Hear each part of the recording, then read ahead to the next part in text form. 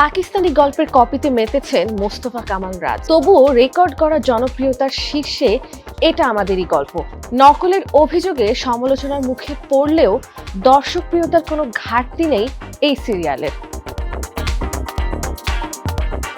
মোহাম্মদ মোস্তফা কামাল রাজ নির্মিত ধারাবাহিকটি গেল বছর 5 নভেম্বর থেকে চ্যানেল আইয়ে প্রচার শুরু করে এবং অল্প সময়ে দর্শকের নজর কাড়ে। টেলিভিশনের পাশাপাশি ইউটিউবেও ব্যাপক সাড়া ফেলে এটি।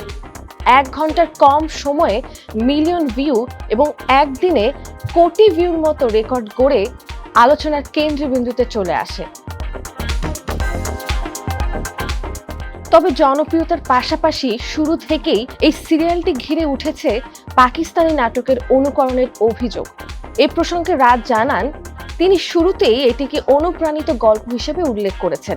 তার দাবি, কেবল প্রাথমিক কনসেপ্ট নেওয়া হলেও পরবর্তীতে গল্প, চরিত্র ও সম্পর্ক পুরোপুরি বাংলাদেশের সমাজ ও পরিবারের বাস্তবতায় নতুনভাবে নির্মাণ করা হয়েছে।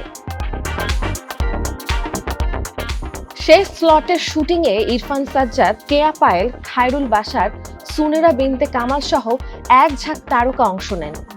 সমালোচকদের উদ্দেশ্যে নির্মাতার বক্তব্য, অনেক নাটকের ভিড়ে দর্শক যে এই সিরিয়াল নিয়েই বেশি কথা বলছে সেটাই প্রমাণ এটি বিশেষ কিছু, আর ভবিষ্যতে আরো সচেতনভাবে কাজ করার কথাও জানান তিনি। তবে অধিকাংশ দর্শকদের মতে এই গল্প আমাদের দেশের সমাজ ও বাস্তবতার সাথে একেবারেই মিল নেই, বরং পরিবার, সমাজ ও সম্পর্কের মাঝে বিশৃঙ্খলা সৃষ্টি করতে পারে এই ধরনের কপি করা গল্প।